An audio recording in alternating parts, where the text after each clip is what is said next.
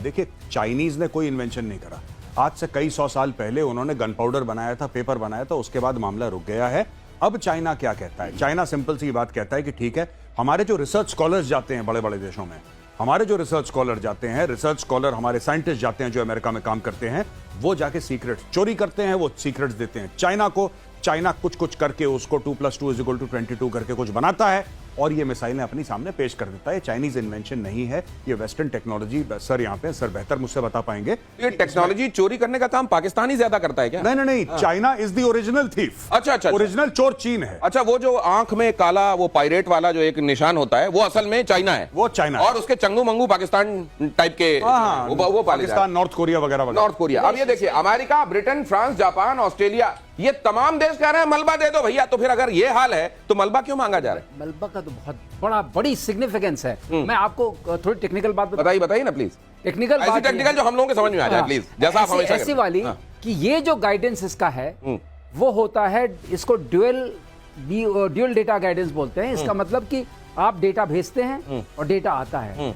हमने क्या किया, हमने जब इसको गिराया तो हमने किसी अस्त्र से नहीं गिराया, हमने इसको EW इसका जाम कर दिया। अब वो इनका कम्युनिकेशन बंद हो गया बेस स्टेशन से जहां से आया था। लास्ट में आइजा रेडार इसका खुलता है जो टारगेट के सामने जाकर के और फिर टारगेट को लास्ट टर्मिनल फेज जिसको हम बोलते हैं उसमें वो टारगेट पर अटैक करता है। अगर आपने इसके EW को कैप्चर कर लिया और ये रास्ते में ही गिर गया क्योंकि इसकी कनेक्टिविटी नहीं रही तो इसको पता नहीं चला कहां जाना है और ये रास्ते में गिर गया। अब ये रास्ते में गिरा, ये नष्ट नहीं हुआ है, देखिए टूटा हुआ है सिर्फ गिरने की वजह से। अब आपको इसकी इलेक्ट्रॉनिक्स, आपको इसकी एरोनॉटिक्स, आपको इसकी महत्वपूर्ण सर अपने दर्शकों को बता दूं, हाँ। ये ध्वस्त नहीं हुआ है, ये गिरा है, मतलब ये सॉफ्ट किल है, सॉफ्ट किल, ये हार्ड किल नहीं है। अभी हार्ड किल हिंदुस्तान मतलब ये विस्फोट करके नहीं उड़ाया गया। हाँ। अब बताइए, यही लगने वाला है इनके J735 में। हाँ। उसमें 6 लगेंगे। हाँ।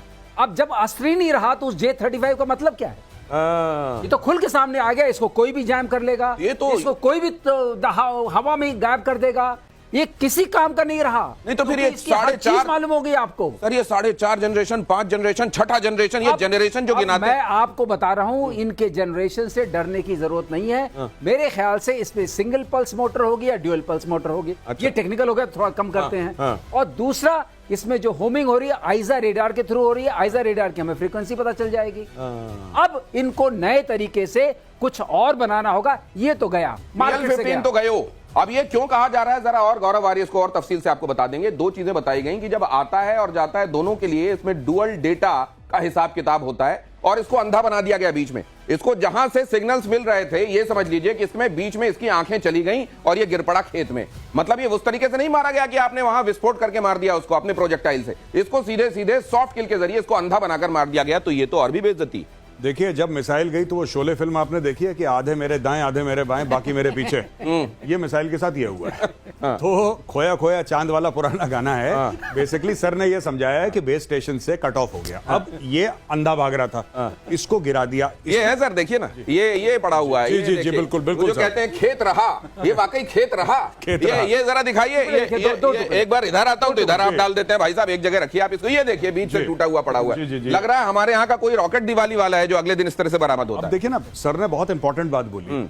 अब ये जाएगा पूरे, जिसको कहते हैं कि ना एवरी कंट्री, जो हमारे दोस्त देश हैं वो उसको स्टडी करेंगे। अब दोस्त देश हमारे स्टडी करेंगे, उनको ये बात, इसको फटना था सॉफ्ट किल। अगर फट जाता तो हमें वो सब नहीं मिल पाता, कुछ नहीं मिलता, वो सब गायब हो जाता, छितड़े उड़ जाते उसके, तो हमें क्या ही मिलता। लेकिन अब ये साबुत मिसाइल मिल गई है जो कभी इस्तेमाल नहीं करी गई कॉम्बैट में। आप इसकी खासियत देखिए, ऐसा नहीं कि इसके बारे में लोग लेटेस्ट है, ये लेटेस्ट है 5th जनरेशन फाइटर जेट के ऊपर लगनी है। अब लगा लो 5th जनरेशन। अब मैं आपको बताता हूं ऐसा कब हुआ था। MiG-25 का केस आपको याद है? जी जी। एक रशियन जो है USSR के जमाने में उसको जापान लेके भाग गया था।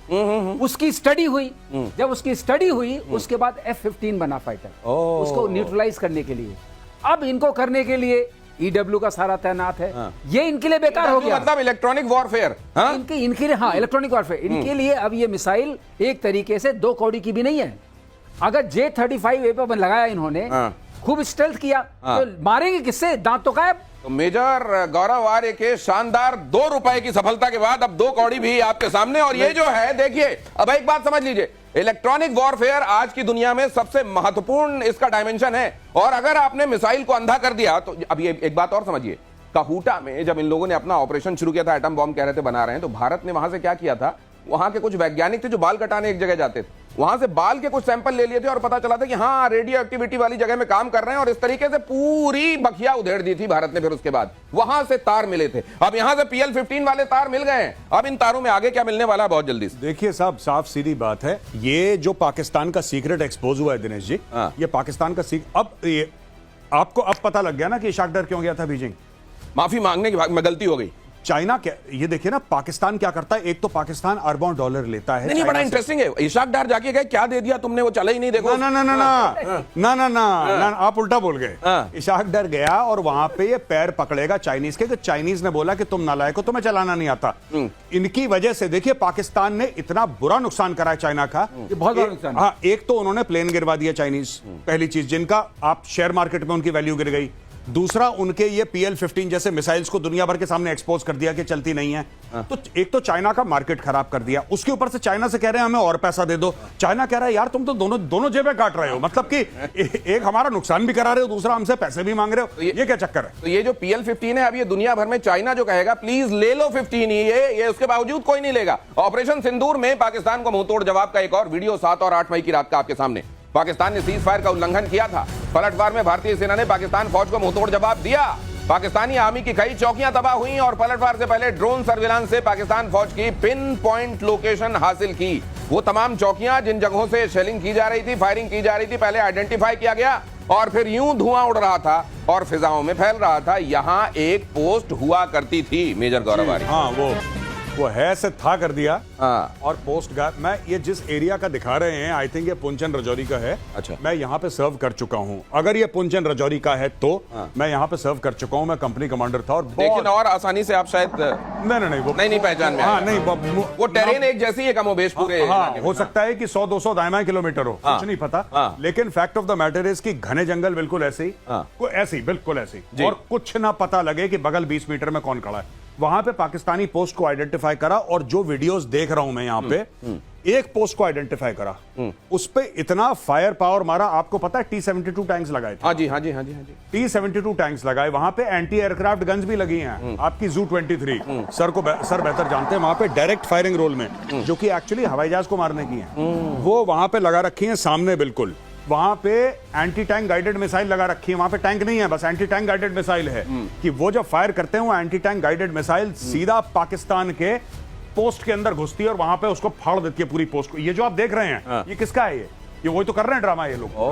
वहां पे पूरा जो साप्ताहिक सीरियल चलती है ना, सास भी कभी बहू थी, यही तो है ये। और फीचर फिल्म का शेष भाग तो अभी आगे देखने वाले हैं। भैया मार के इनका डमरू बजा दिया। देखिए यहाँ पे वो क्या, ये किससे मार रहे हैं? ये मार रहे हैं रॉकेट लॉन्चर, ये मार रहे हैं ATGM, ये मार रहे हैं अपनी L-70 भी लगा रखी है इन लोगों ने। जो L-70 सर अपनी वो जो AD वाली होती है, अपना जू लगा रखा है। जू का एक बार फायर करा, पेडल उसका दबाया, 3000 राउंड जाते हैं 1 मिनट में। ऐसी चीज पाकिस्तानियों ने देखा भी नहीं। तो ये सब चल रहा है वहां पे। देखिए, चल ये भी रहा कि पाकिस्तान से तनाव के बीच अलर्ट पर इंडियन आर्मी, भारतीय सेना ने जारी किया नया वीडियो। सेना की दक्षिण पश्चिमी कमान का ये वीडियो है, दुश्मन पर हमले की तैयारियों का वीडियो। एक तो वैसे ही पाकिस्तान की हालत खराब है, वो किसी तरह अपने स्ट्रेस को मैनेज करने के लिए जनरल को फील्ड मार्शल बना दे रहा है, लेकिन फिर भी उसका स्ट्रेस मैनेज करने की बजाय और सिर दर्द उसको मिला जा रहा है। देखिए, ये भारत की तैयारियों का वीडियो। PK श्रीवास्तव, ये मैं एक चीज मुझे कहने का मन कर रहा है, कह सकता हूँ, उनको फील्ड मार्शल बना दिया। फील्ड मार्शल नॉर्मली ये होता है कि आप बैटल फील्ड में कभी रहे हो, ये तो बंकर फील्ड में रहे, तो इनका बंकर मार्शल अगर कहें तो ज्यादा अच्छा नहीं होगा क्या? बंकर मार्शल, ये एक और उपाधि। पता नहीं होगा असीम मुनीर को इतनी सारी उपाधियां बरसेंगी भारत से इतने थप्पड़ खाने के बाद। Bunker marshal. Dinesh, on a serious note, even US army के पास फील्ड मार्शल नहीं है, एक्टिव फील्ड मार्शल। ये ऑनरेरी टाइप की चीज है। वर्ल्ड वॉर 2 वगैरह में फील्ड मार्शल होते थे, जिनको टोटल सुप्रीमेसी होती थी, न तो उतने संसाधन है। नहीं सर, मैंने कल एक बड़ी अच्छी चीज देखी, वो मीम है और सोशल मीडिया में चल रहा था। असीम मुनीर पोस्ट कर रहे हैं, मैं फील्ड मार्शल बना। उसके नीचे कोई जो पोस्ट कर रहा है वो भी असीम मुनीर है, आपको बहुत मुबारक। उसमें असीम मुनीर है, नीचे लिख रहे हैं आपका बहुत बहुत धन्यवाद कि ये मेरा मुझको अर्पण क्या लगे तेरा वाली बात है इनका। ये जरा देखिए, ऑपरेशन सिंदूर के तहत जम्मू कश्मीर में T-72 जिसका जिक्र अभी मेजर आर्य कर रहे थे, तैनात हुए। 4 किलोमीटर की दूरी तक गोला दागने में सक्षम, घुसपैठ के रास्तों को सील कर देना इसका मकसद। T-72 बड़े खतरनाक दुनिया के टैंकों में से एक माना जाता है। मेजर गौरव और बताएंगे आपको। जी देखिए, T-72 टैंक है, ये पुराना टैंक है, तो अब आर्मी रिप्लेस करना चाह रही है। जैसे आर्मी T-90 लाई, फिर अर्जुन लाई, अब आर्मी कह रही है कि और हमें नए नए बैटल टैंक लाने हैं। लेकिन जो पुराने टैंक है ये भी तो चल रहे हैं, ये भी तो चल रहे हैं। और ये जो पुराने टैंक है, ठीक है आज की तारीख में ये इतने कारगर ना भी हों बैटलफील्ड में, लेकिन इनका इस्तेमाल अब लाइन ऑफ कंट्रोल पे हो रहा है। और लाइन ऑफ कंट्रोल में जो भी पोस्ट हैं, ऐसी कोई पोस्ट नहीं है जो 4, 5, 6, 7 किलोमीटर दूर हो।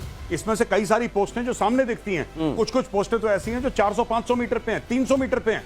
आप ये समझ लीजिए, अगर बाय द वे कोई पोस्ट, ये तो बख्तरबंद गाड़ी है, इस पे तो आप गोली वोली फायर करेंगे, इसको कुछ पता नहीं लगेगा।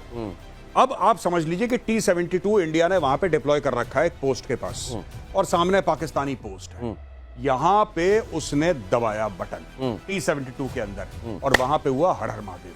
वहां पे गई वो पाकिस्तानी पोस्ट, धुआं धुआं हो गई। ये देखिए, ये आज का डिप्लॉयमेंट नहीं है, काफी समय पहले का डिप्लॉयमेंट है। मैं आज की बात नहीं बता रहा आपको कि अभी अभी हुआ है, ये काफी टाइम से है। और ये सारी की सारी बख्तरबंद गाड़ियां अब भारत रिप्लेस कर रहा है एक्चुअली T-72 को। ये पुरानी टेक्नोलॉजी है, लेकिन इसका अभी भी काम है लाइन ऑफ कंट्रोल। अच्छा, और उनके पास जो T-69, 79 है, ये असल में आप एक चीज, बल्कि दूसरी बात करते हैं कि उनके पास तो PL-15 है, उसका हाल क्या हुआ? और हमारा जो T-72 है वो उनकी चौकियां उड़ा रहा है। T-72 में एक चीज और मैं गौरव में के उसमें जोड़ना चाहूंगा, इसमें ईरा आ गया है।